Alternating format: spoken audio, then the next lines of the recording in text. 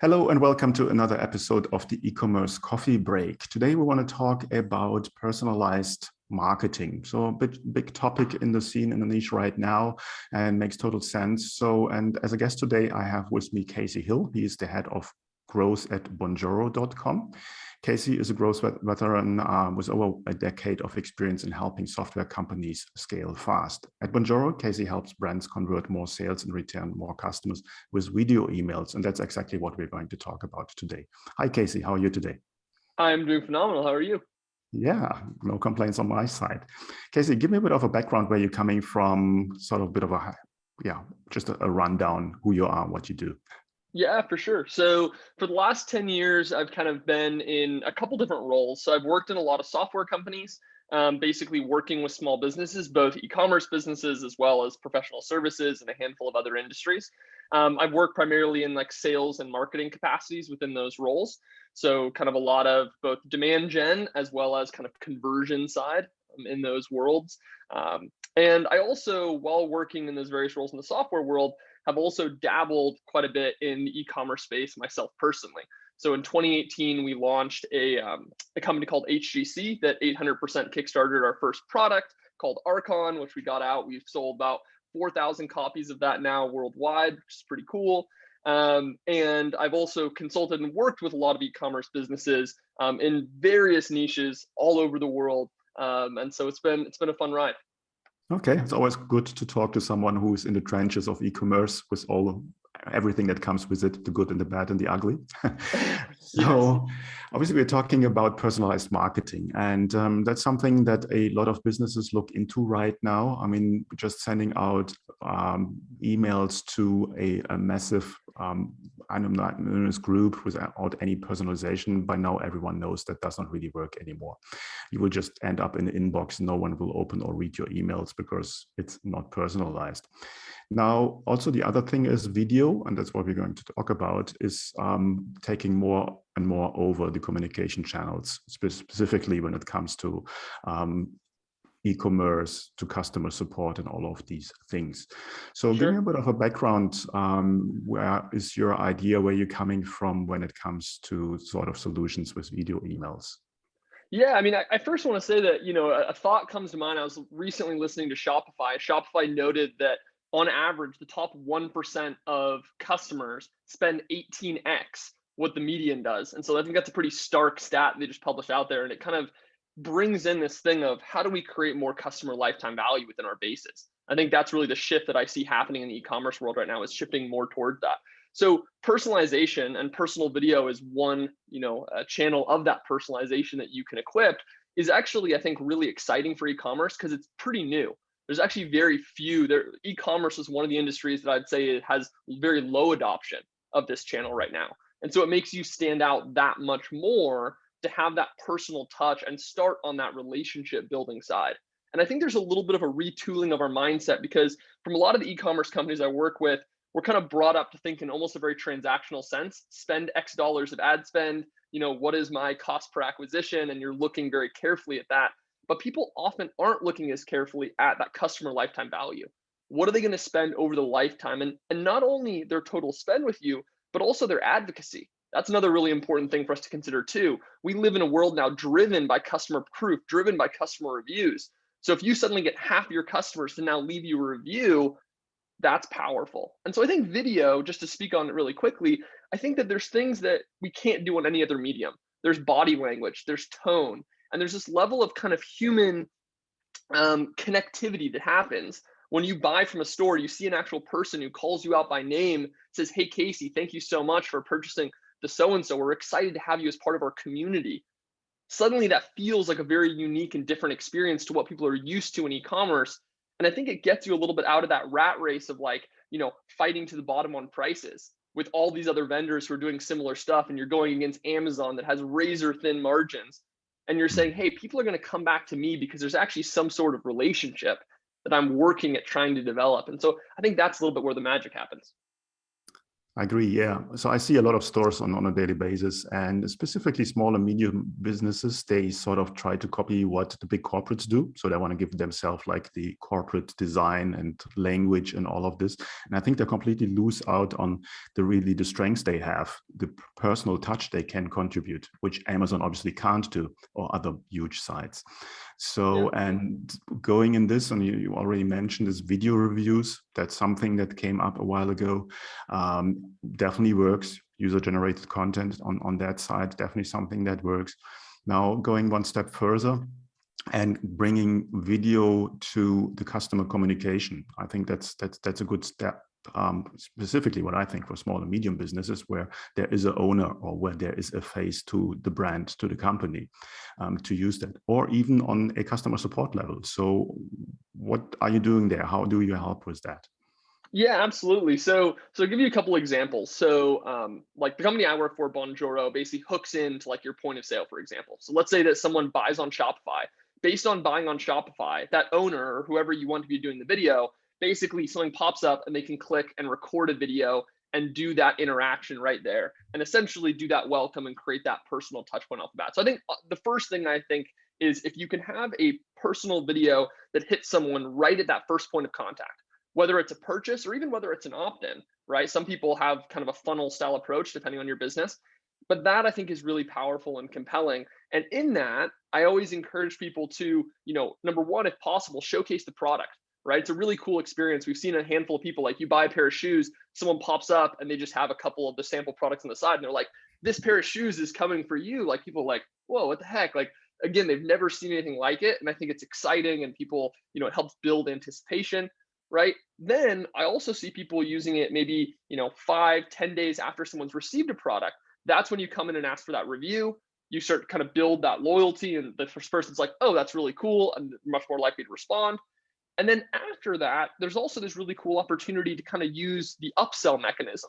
Now, not in a very direct salesy way where you pop on and say like, hey, there's this new thing, go buy it, which is how I think a lot of times emails come across, but referencing what they've done before.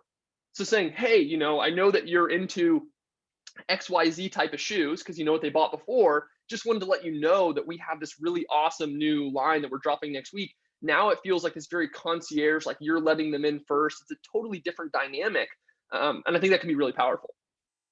Yeah, I think it's what you said. It's concierge service. It's white glove service, and also I like that it comes after the first contact. Sort of. It's not like you go into a department store and then a sales guy comes running up to you and you try to dodge them and it's like, no, I'm not interested in just browsing whatsoever.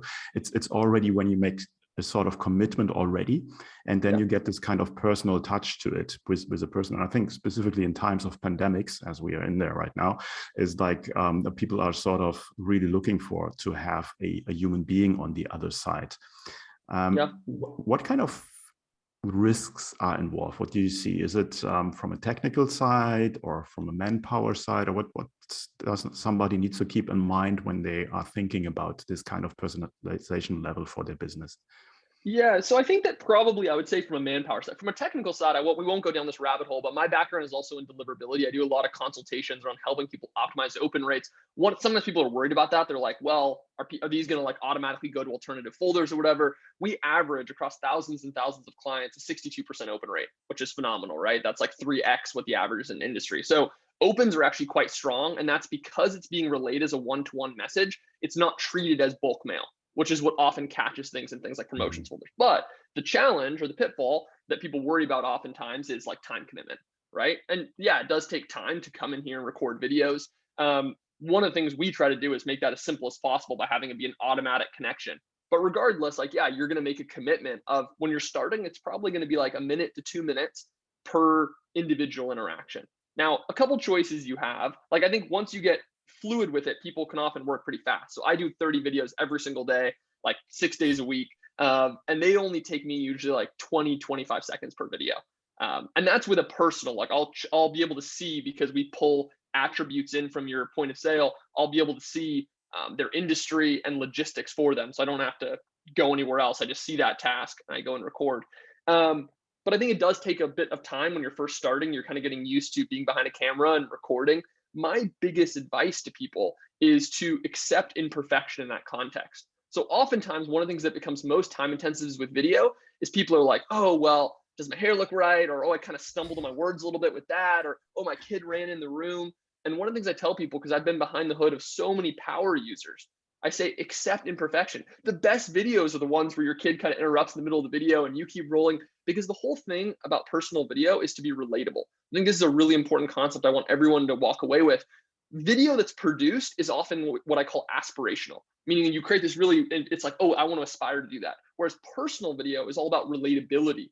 The focus is fundamentally different. So you being human and having those human moments where a kid walks in or you get distracted or a car horn honks or you're doing the video while you're walking outside because you're recording on your phone, those are great. Those make you more relatable. And now a person feels like they're buying from another person, right? Instead of just some like anonymous entity out there. And so I think that's kind of the antidote to it.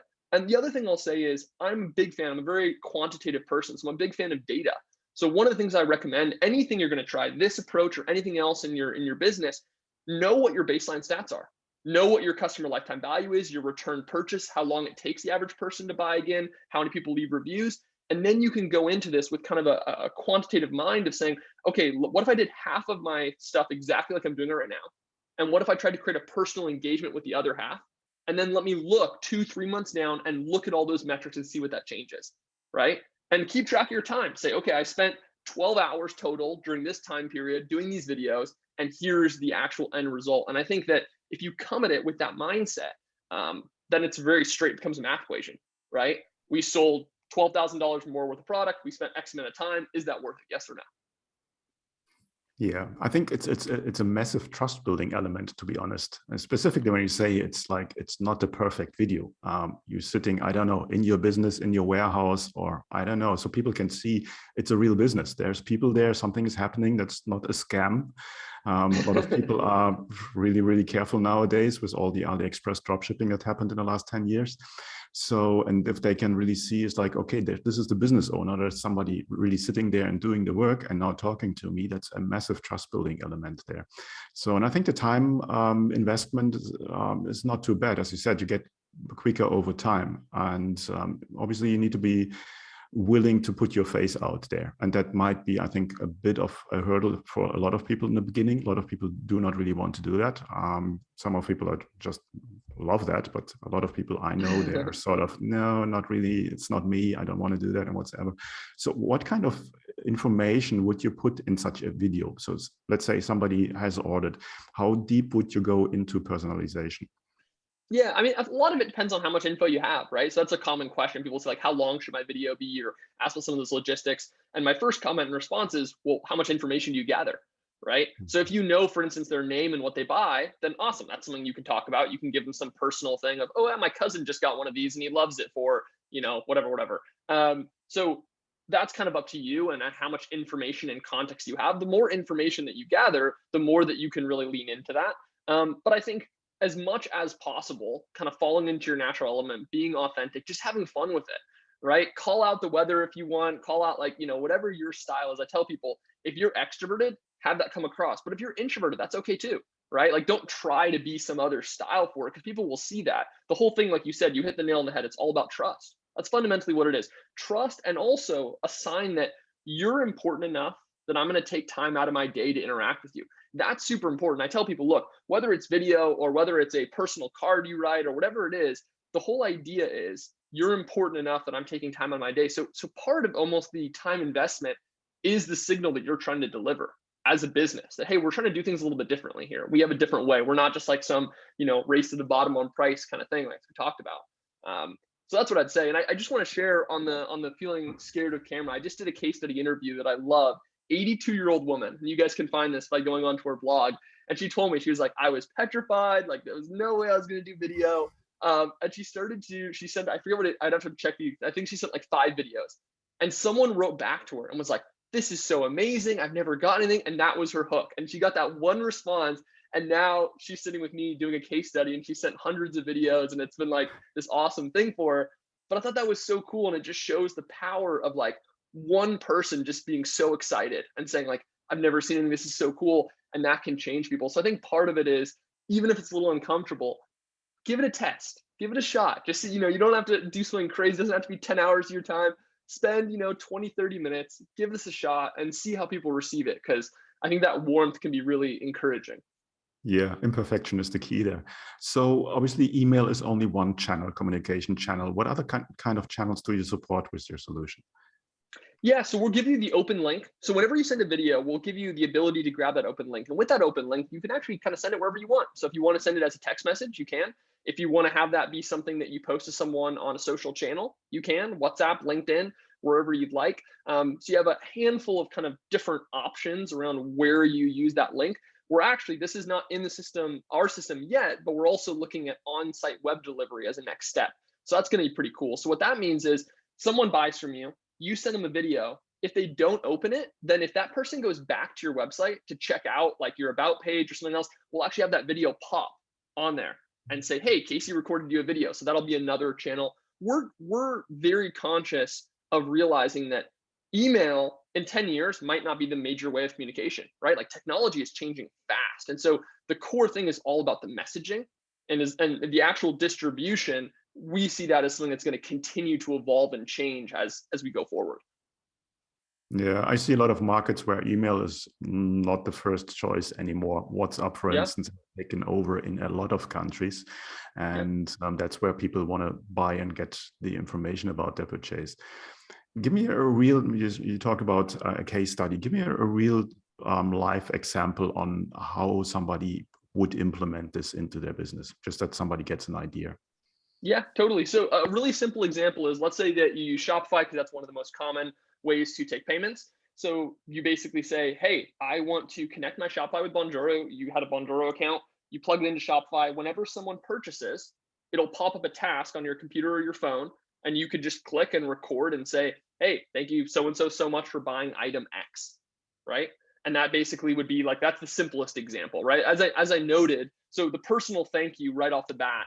And with that, I always encourage people, like, invite them to join your Facebook community or invite them to have some sort of deeper interaction, because you want to use that, emotional time you're spending to maximize impact. But I think that's the most common of all of our e-commerce users. The most common is that first interaction. And then beyond that, as we talked about, there's reviews and there's upselling and there's all sorts of different things you can do. But I think if you're looking to start simple, right? I think the key is connect it to your store so that it's simple and it's easy for you to actually do the recording process. I think that's important because, again, you want to reduce friction. Anytime you're going to try something new, you want it to be as seamless as possible because we're all very busy. So I think that's step one. And then just start with those basic thank yous and engagements and kind of getting people more connected and involved. I think that's where I would personally kick things off, right?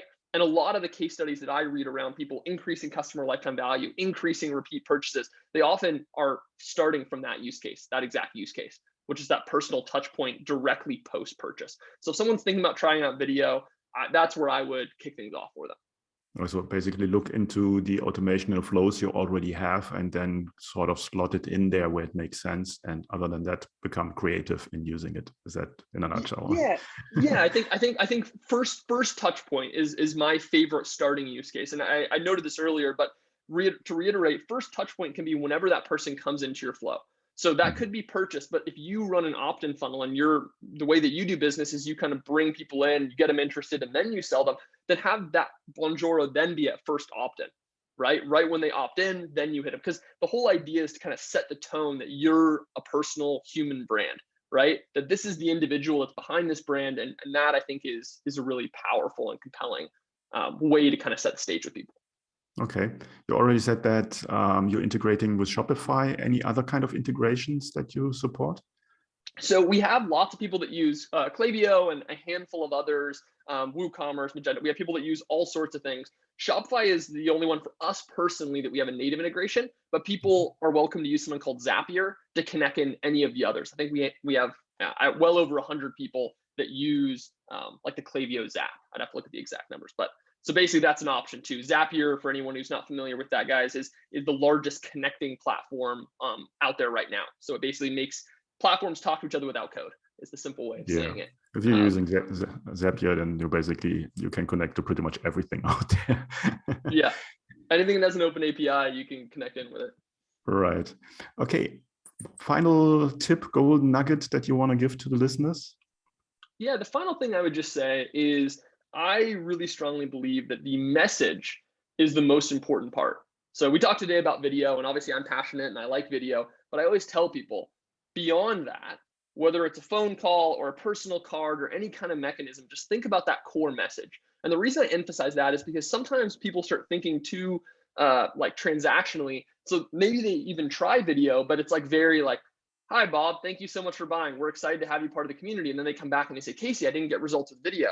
Right. And I'm like, it's the message, whatever message you do, whatever channel you use to deliver it, you need to lean into that. You need to lean into being personal, to genuinely showing that excitement, having that person, you're excited to have them as part of the community. And so if I can give any advice to people, I'd say that when you try personalization, try to the best of your ability to get off the script. I understand when you first start out, maybe you have to have the script to help for a quick second, but as soon as you can, ditch the script, because I promise you that once you ditch the script, you'll get better results.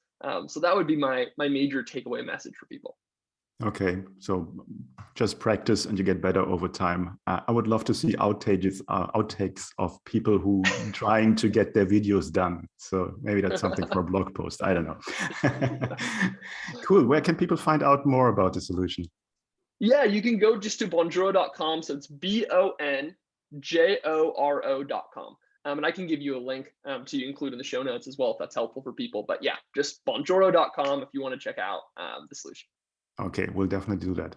Cool. Thank you, Casey. That was very insightful. I think it's the way to go and definitely worth trying out. And I think really for small and medium businesses, that's a very good way to build up trust with their customers. Thanks so much for your time.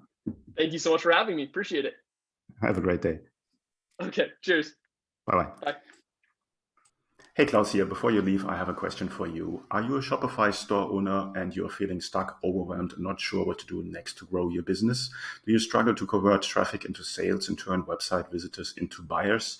Do you want to have direct access to a mentor who can assist you with your store, your strategy, offer, marketing, sales, and anything else you might need in your business?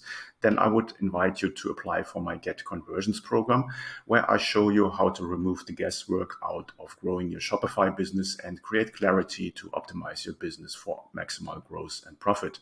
This is an application-only program. To apply, go to klauslauter.com to learn more. And finally, please do not forget to subscribe, like, and comment. It's a huge help and allows me to reach more people with this channel. Thanks in advance, and until next time at the e-commerce coffee break.